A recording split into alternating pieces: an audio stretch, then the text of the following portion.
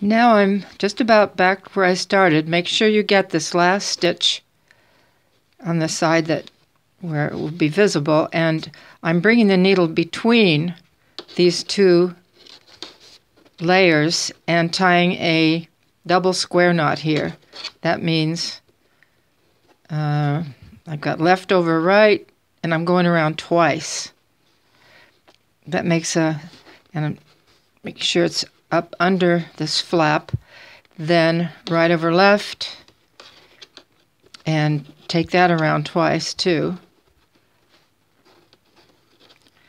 There's once, then again. And so I have a very sturdy knot. I might pound it with a hammer, and then I'm going to run these ends back up under the stitching to hide them, and the heel channel will be complete.